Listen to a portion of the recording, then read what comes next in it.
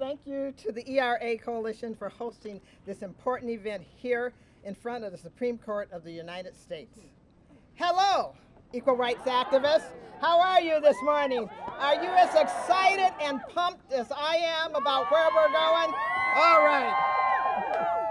I am Dr. Deborah Turner, President of the League of Women Voters of the United States. As an organization which was born out of suffrage movement, the League has been proud to campaign for the Equal Rights Amendment for many, many years. The suffragists knew their work was not finished at the passage of the 19th Amendment. This was just the beginning. They knew that full equality of the sexes deserved a place in our Constitution. They knew it was hard work, but it was not done. We've been fighting this fight for over 100 years. Come on, folks, let's get it done.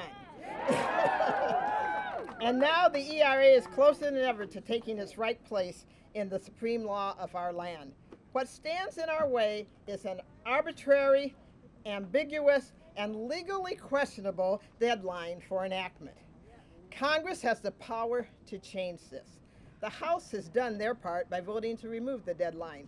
The Senate now has a duty. Let me say this again. The Senate now has a duty to the women, to gender minorities, and allies of this nation to clear the final hurdle and enshrine the ERA into law. They have no legitimate excuse for ignoring the demand of the people.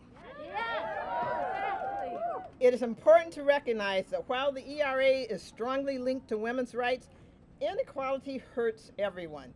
The ERA represents a promise that our government will not discriminate against people on its basis of sex. The ERA will protect those of us who are transgender and non-binary. It will give us the tools to fight for equal pay. It will provide fair health care coverage addressing maternal mortality and coverage for caregivers. It will provide protection against gender testing laws, and it will prevent gender discrimination against our LGBTQ persons. It will create protections for men in occupations and roles traditionally held by women, and it will protect against rollbacks in women's rights. We need the ERA because just as many women of color face barriers for voting until the Voting Rights Act, today women of color are more likely to be underpaid and discriminated against than white women. The ERA would make the Constitution prohibit discrimination on the basis of sex and race. We need the ERA because our nation must close the book once and for all on the idea that equality of rights is a debatable issue. Really, folks, get a grip.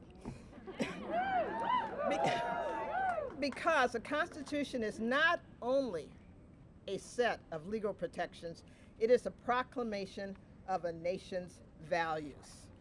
So why do we stand here today in front of the Supreme Court? Because the justices of this court are the guardians of our Constitution. They are charged with ensuring equal justice for all under the law. It is long past time we included equality of the sexes among our greatest ideas in that very law. Congress must eliminate the deadline. There is no time limit on equality. The Equal Rights Amendment belongs in our Constitution, no question. Thank you, and let's go get it done.